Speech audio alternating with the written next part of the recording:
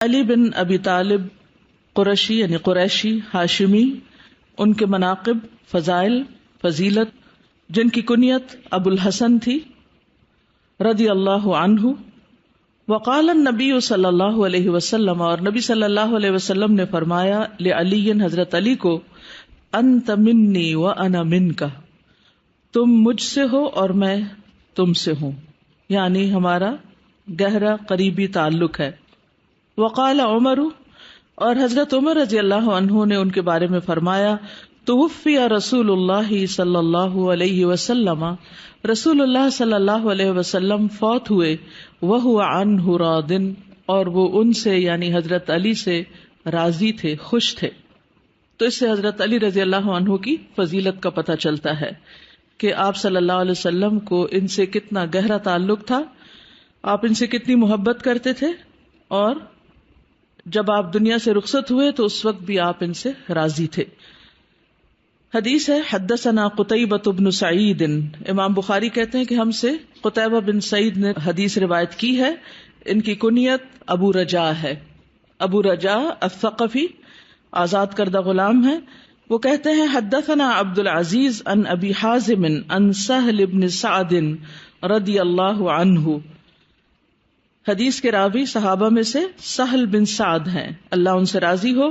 ان رسول اللہ صلی اللہ علیہ وسلم قال، کہ رسول اللہ صلی اللہ علیہ وسلم نے فرمایا، لأعطین الرایۃ غدا رجلا یفتح اللہ علی یدیہ، لأعطین، البتہ میں ضرور دوں گا، عطا کروں گا، الرایۃ جھنڈا، غدن کل، رجلا ایک ایسے شخص کو، یفتح اللہ فتح کر دے گا اللہ، علی یدیہ اس کے ہاتھوں پر، یعنی خیبر کو.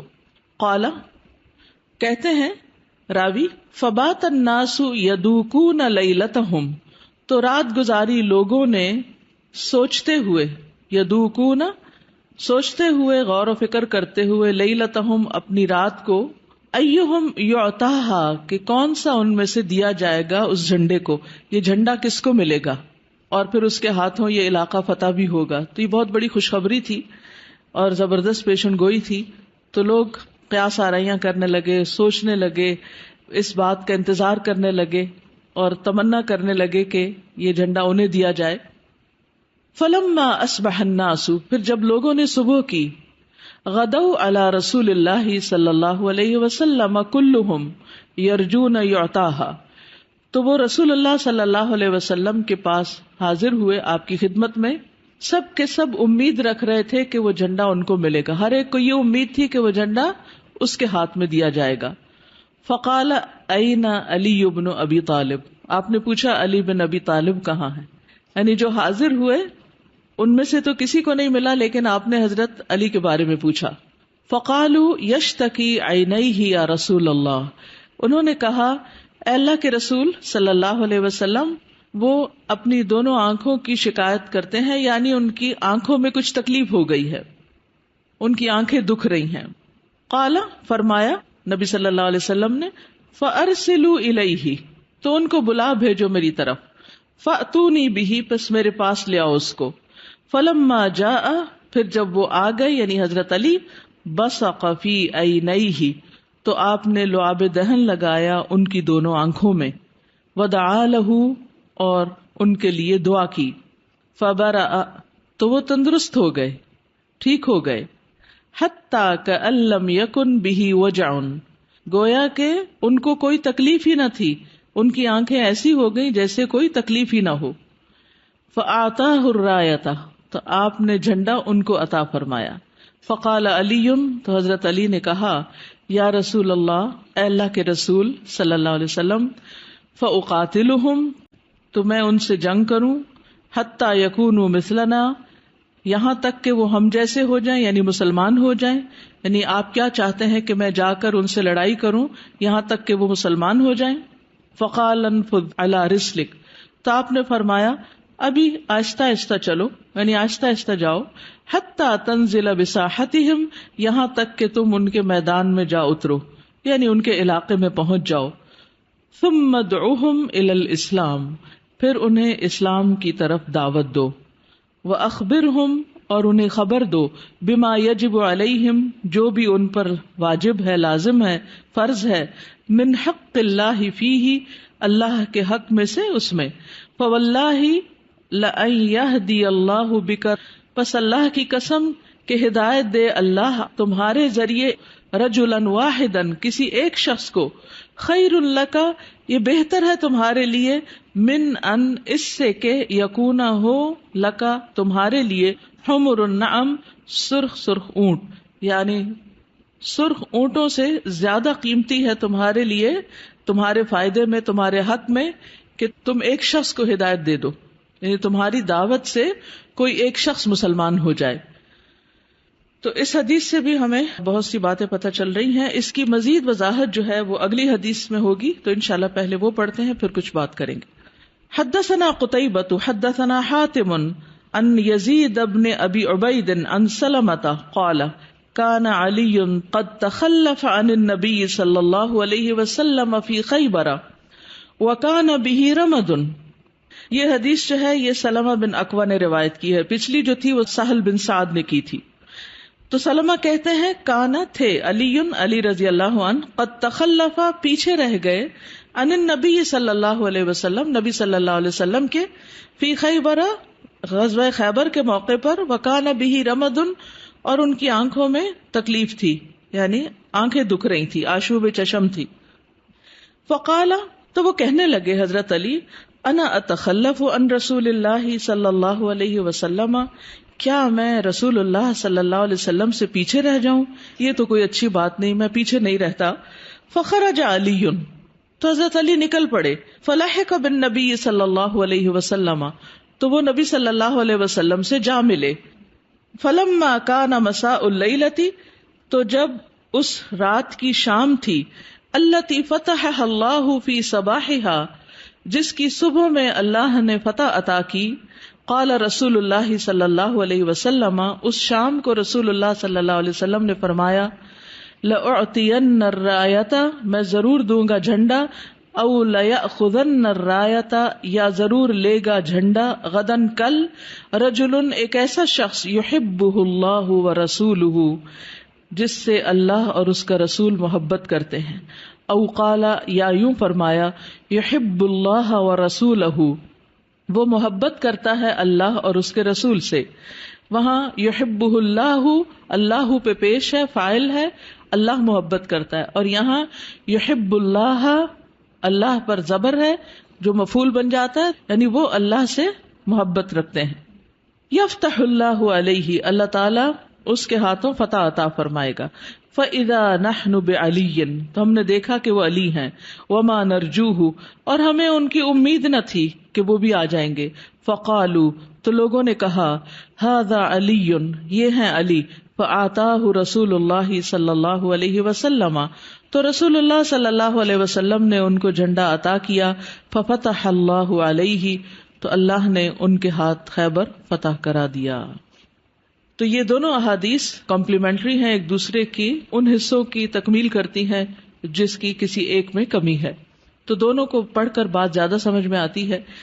اس میں آپ دیکھیے کہ رسول اللہ صلی اللہ علیہ وسلم جنگ کے لیے نکل رہے ہیں، آپ لوگوں کو بلاتے ہیں، لوگ آپ کے ساتھ چل پڑتے ہیں، آپ لوگوں پر لازم نہیں کرتے، صرف ان کو ابھارتے ہیں۔ حضرت علی رضی اللہ عنہ جو ہیں وہ بیمار ہیں، جانے کی سکت نہیں رکھتے، نبی صلی اللہ علیہ وسلم ان کو پیچھے چھوڑ جاتے ہیں، اور جب وہ چلے جاتے ہیں تو حضرت علی رضی اللہ تعالیٰ عنہ سوچتے ہیں کہ پیچھے رہ کے کیا کروں گا، میں بھی چلتا ہوں۔ اب یہ فیصلہ جو ایک مشکل وقت کا فیصلہ تھا، یعنی بہت مشکل فیصلہ تھا، یعنی بیماری کی حالت میں انسان کا کیا دل چاہتا ہے یہ سب چلے جاؤ اور میں آرام سے سو جاؤں۔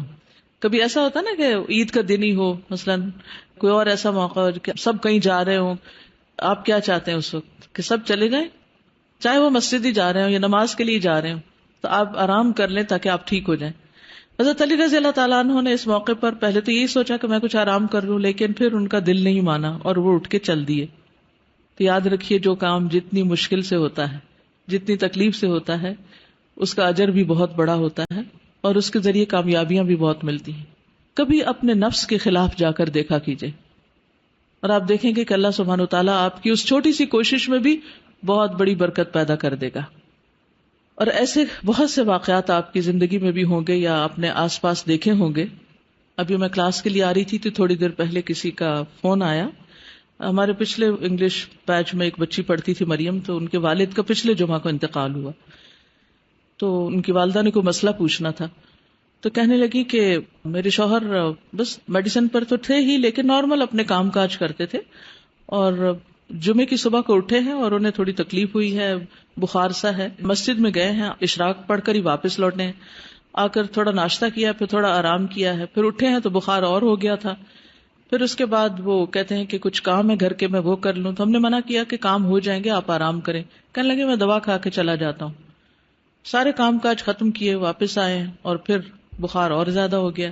بہرحال جمعے کی نماز کا وقت ہوا ہے اور اتنے میں دوسرے بہن بھائی بھی آ گئے ہیں کہ آپ کو ہاسپٹل لے کے چلتے ہیں. کہتے انہوں نے اتنی ضد کی کہ مجھے پہلے جمعہ پڑھنا ہے، بعد میں ہاسپٹل جاؤں گا.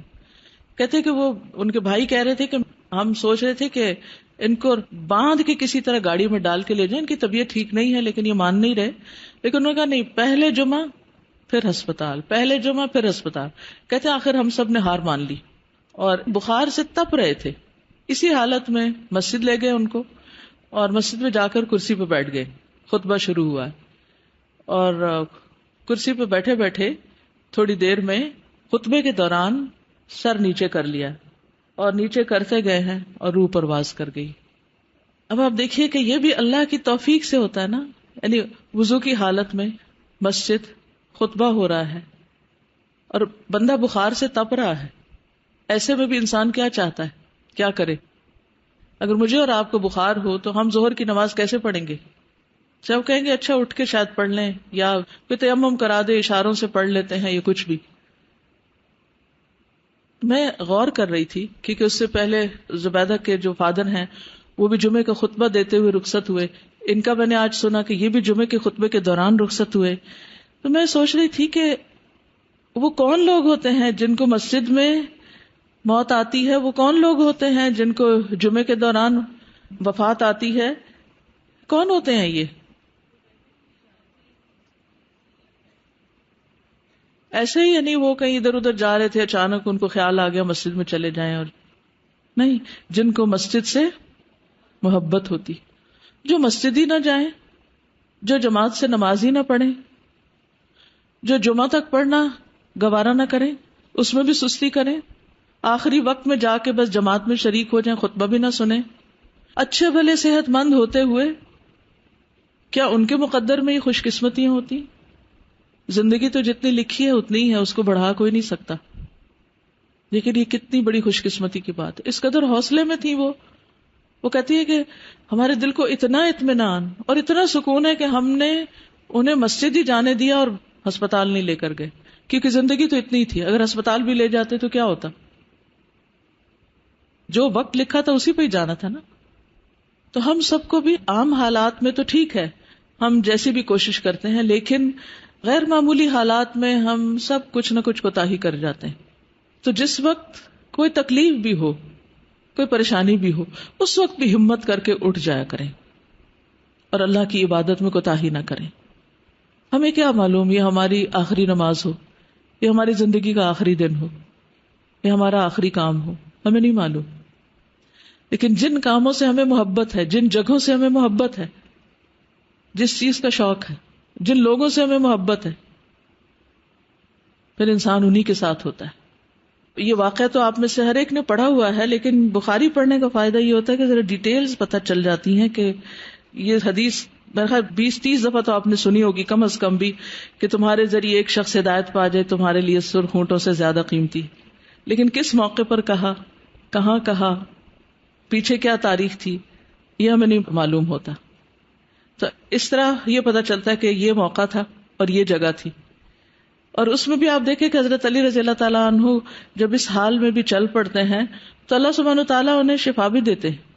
نبی صلی اللہ علیہ وسلم نے دعا دی ہوگی آپ کو، لعاب لگایا، آپ ٹھیک ہو گئے. آپ نہ صرف یہ کہ اس جنگ میں شریک ہوئے بلکہ اس کے قائد بنے، جبکہ سارے لوگ جو پہلے سے گئے ہوئے تھے ان کی تمنا تھی کہ جھنڈا ان کو ملے، لیکن اللہ سبحانہ و تعالیٰ کی مرضی کچھ اور تھی. بہرحال آپ نے ایک اور بات یہ فرمائی کہ اللہ اور اس کا رسول اس سے محبت کرتے ہیں.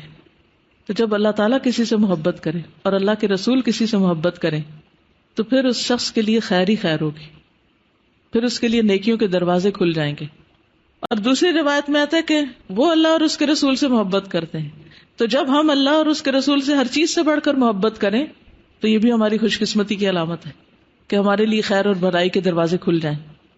اور پھر جھنڈا لینے کے بعد آپ دیکھیے وہ یہ نہیں کہ اتنے ایکسائٹیڈ ہوں کہ بھول ہی جائیں کہ وہ کدھر جا رہے ہیں اور انہیں کرنا کیا ہے. فوراً انسٹرکشنز لیتے ہیں، مجھے کرنا کیا ہے، کیا مجھے اسٹریٹ اوے جا کے جنگ کرنی ہے ان سے؟ تو آپ صلی اللہ علیہ وسلم ان کو طریقہ بتا دیتے ہیں کہ ابھی تم آہستہ آہستہ چلو، اور پھر جب پہنچ جاؤ تو سب سے پہلے ان کو اسلام کی دعوت دینا. اس سے ایک بہت اہم بات پتہ چلتی ہے کہ اسلام میں جنگ کسی دنیاوی فائدے کے لیے نہیں ہوتی، اور لوگوں کو مارنے سے زیادہ یہ بات عزیز ہوتی ہے کہ ان کو اسلام کی طرف بلایا جائے.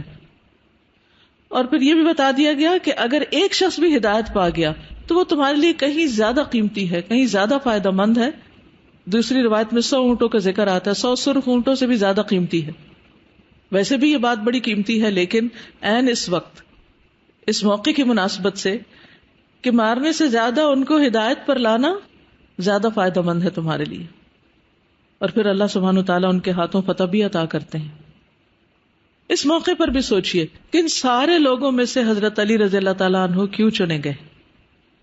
وہ کیا چیزیں ہوتی ہیں، وہ کون سی خوبیاں ہوتی ہیں، وہ کون سے اعمال ہوتے ہیں ایسے کہ جس کی بنا پر اللہ سبحانہ وتعالیٰ کچھ لوگوں کو دوسروں پر ترجیح دیتے اور زیادہ مواقع عطا کر دیتے.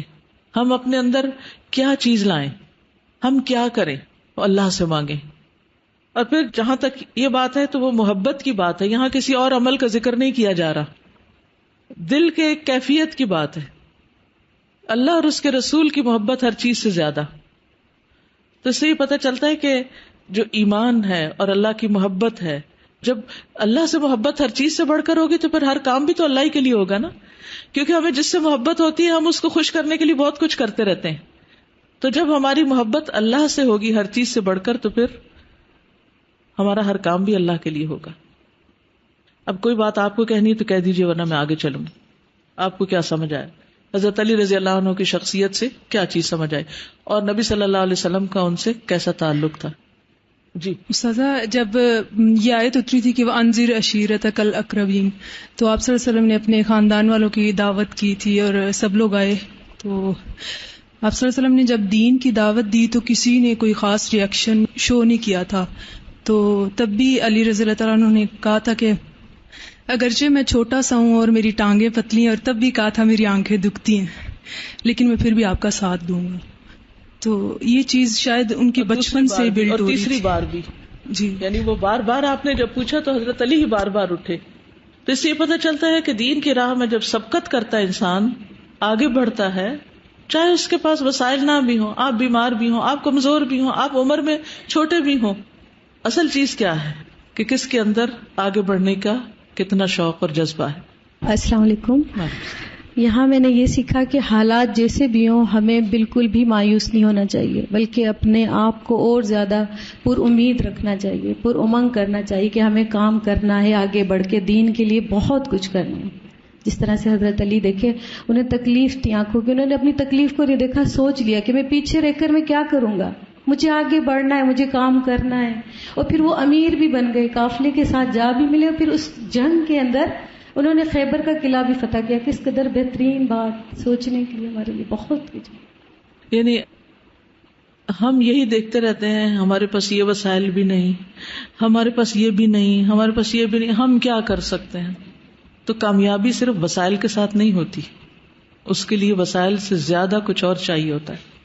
السلام علیکم استاذہ، آپ صلی اللہ علیہ وسلم حضرت علی سے کہہ رہے تھے نا کہ میری تم سے ایسے نسبت ہے جیسے موسیٰ کی ہارون سے تھی. اور ایک اہم بات جو میں نے اس حدیث سے لی ہے کہ جب آپ صلی اللہ علیہ وسلم نے ان کو جھنڈا دیا تو وہ جنگ کے اصول سے پتہ چلتے ہیں کہ آپ امیر سے مطلب انہوں نے ان کو ہدایات دی اور دین انہوں نے وہ جنگ کے لیے آگے بڑھے. اس میں مجھے 2 پوائنٹ اچھے لگے. ایک یہ کہ رسول صلی اللہ علیہ وسلم ابھارتے تھے غور و فکر کے لیے، مطلب ایک دم نہیں بتا دی کہ جھنڈا کس کو ملے گا، پہلے سوچنے دیا، لوگوں کو سسپینس میں رکھا، اور باقی سب کی نیت اور جذبہ جو ہے ان کا اجر اس کا مل گیا ہوگا. اور دوسرا پوائنٹ مجھے یہ اچھا لگا کہ جو چیز مطلب اللہ تعالیٰ نے خیر آپ کی قسمت میں لکھی ہے نا، وہ آپ کو مل جاتی ہے. جیسے یہ پوائنٹ ہے کہ اتفاق سے حضرت علی آگے، حالانکہ ان کے آنے کی ہمیں امید نہ تھی، مطلب وہ ان کی قسمت میں تھی، ان کو مل گیا. نیکسٹ حدیث ہے حدثنا عبد اللہ بن مسلمۃ حدثنا عبد العزیز بن ابی حازم عن ابیہ ان رجلا جاء الى سہل بن سعد. امام بخاری کہتے ہیں کہ ہم سے عبداللہ بن مسلمہ نے حدیث بیان کی. قعنبی کئی دفعہ ان کا ذکر گزر چکا ہے.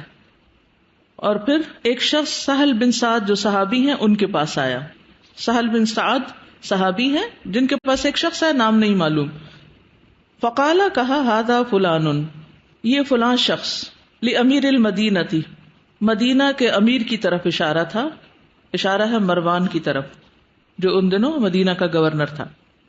یدعو علی عند المنبر، وہ ممبر پر بیٹھ کر حضرت علی کو پکارتا ہے، یعنی ان کا اچھا ذکر نہیں کرتا. قال کہا فیقول ماذا، کیا کہتا ہے؟ قال یقول له ابو تراب، تو اس شخص نے کہا کہ وہ ان کو ابو تراب کہتا ہے. فضحک، تو سہل ہنس پڑے. ابو تراب کا کیا مطلب ہے؟ مٹی کا، مٹی والے. وقال، اور کہا واللہ، یہ سہل کہتے ہیں واللہ ما سماہ الا النبی صلی اللہ علیہ وسلم، اللہ کی قسم نہیں نام رکھا ان کا یہ مگر نبی صلی اللہ علیہ وسلم نے خود ہی. وما کان له اسم احب الیہ منہ، اور ان کے نزدیک یعنی حضرت علی کے نزدیک اس سے بڑھ کر عزیز کوئی اور نام نہ تھا. یعنی حضرت علی کو اپنا یہ نام بہت ہی پیارا تھا. تو کیا ہوا، مروان جو کہتا ہے، جیسے وہ ابو لہب کی بیوی نے کہا تھا نا مزمم، تو آپ نے فرمایا میں تو محمد ہوں. فاستطعمت الحدیث سہلا، تو وہ کہتے ہیں کہ پھر میں نے امید رکھی کہ حدیث بیان کریں سہل. سہل سے درخواست کی کہ حدیث بتائیں، اس کے پیچھے کیا حکمت تھی، کیا کہانی تھی کہ آپ کا نام ابو تراب نبی صلی اللہ علیہ وسلم نے رکھا. وقلت، اور میں نے کہا یا ابا عباس کیفا، میں نے کہا ابو عباس یہ کیسے ہوا. ابو عباس کون ہے؟ سہل بن سعد. قال دخل علی علی فاطمہ، وہ کہتے ہیں کہ حضرت علی حضرت فاطمہ پر داخل ہوئے، یعنی گھر میں گئے. ثم خرج، پھر نکل گئے. گھر میں آئے، کچھ تکرار ہوئی تو گھر سے باہر چلے گئے. فاستجع فی المسجد، تو مسجد میں جا کے لیٹ گئے. فقال النبی صلی اللہ علیہ وسلم، تو نبی صلی اللہ علیہ وسلم نے پوچھا این ابن عمکی، تمہارے چچا کا بیٹا کہاں ہے. حالانکہ حضرت علی نبی صلی اللہ علیہ وسلم کے چچا کے بیٹے تھے. حضرت فاطمہ کے ایک طرح سے دادا ہوتے ہیں، یعنی کہ ام جو ہیں ابو طالب. ٹھیک، تو یہاں پر ابن عمک. قالت فی المسجد، یعنی تمہارے کزن کہاں ہے جیسے کہا جاتا ہے. قالت کہنے لگی فی المسجد، مسجد میں. فخرج الیہ، تو وہ ان کی طرف نکلے. کون؟ نبی صلی اللہ علیہ وسلم. یہ خود تشریف لے گئے. فوجد رداءہ قد سقط عن ظہرہ، آپ نے دیکھا کہ ان کی کمر سے چادر گری ہوئی ہے. لیٹ گئے تھے اور پھر سو گئے ہوں گے تو بہرحال چادر ہٹ گئی. وخلص التراب الی ظہرہ، اور مٹی آپ کی پشت کو یا کمر کو لگ گئی تھی. فجعل یمسح التراب عن ظہرہ، تو نبی صلی اللہ علیہ وسلم آپ کی پیٹھ سے، آپ کی کمر سے مٹی پوچھنے لگے اپنے ہاتھوں سے. فیقول، پھر فرماتے اجلس یا ابا تراب، اے ابو تراب اٹھ کے بیٹھو. تو یہ ہے پیچھے قصہ آپ کی اس کنیت کا کہ آپ کو ابو تراب کیوں کہا گیا، حالانکہ آپ کو ابو الحسن بھی کہا جاتا تھا. تو بہرحال اس سے یہ پتہ چلتا ہے کہ حضرت علی رضی اللہ عنہ رسول اللہ صلی اللہ علیہ وسلم کو کتنے عزیز تھے. ایک اور بات بھی اس سے پتہ چلتی ہے، وہ یہ کہ حضرت علی آپ کے داماد بھی تھے اور وہ آپ کی بیٹی سے ناراض ہو کر گھر سے گئے تھے. اگر کوئی اور باپ ہوتا تو وہ کیا کرتا؟ کس کا ساتھ دیتا؟ بیٹی کا.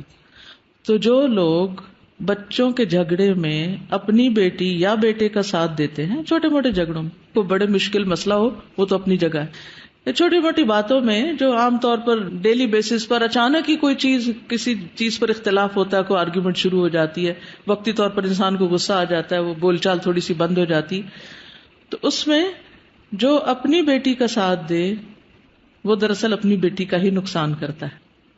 ایسے مواقع پر چاہے قصور دوسرے فریق کا ہو، اسی کو توجہ دینی چاہیے، اسی کو سپورٹ کرنا چاہیے. اس کا حوصلہ ہمت بڑھانی چاہیے، اس کو اعتماد دینا چاہیے، اس کو محبت دینی چاہیے، اس کی کیئر کرنی چاہیے، کیونکہ شیطان کو یہیں سے بدگمانیاں پیدا کرنے کا موقع ملتا ہے. اگر نبی صلی اللہ علیہ وسلم حضرت فاطمہ کی دلجوئی اس وقت شروع کر دیتے اور یہ کہتے کہ تمہارا شوہر تمہارے ساتھ ایسا سلوک کرتا ہے وغیرہ وغیرہ، جو بھی عام طور پہ باتیں ہوتی ہیں، تو اس سے کیا ہوتا؟ کیا مسئلہ حل ہو جاتا؟ مسئلہ حل نہ ہوتا. تو بہرحال نبی صلی اللہ علیہ وسلم نے بیٹی کو تو گھر میں چھوڑا، حضرت علی کے پاس آئے، ان کی مٹی کو صاف کیا، اور آپ دیکھیے کہ کسی کے جسم سے مٹی کو ہٹانا، اپنے ہاتھ سے صاف کرنا، ذرا امیجن کریں نا کس محبت کے ساتھ کیا ہوگا، اور پھر ان کو اٹھا کے بٹھایا.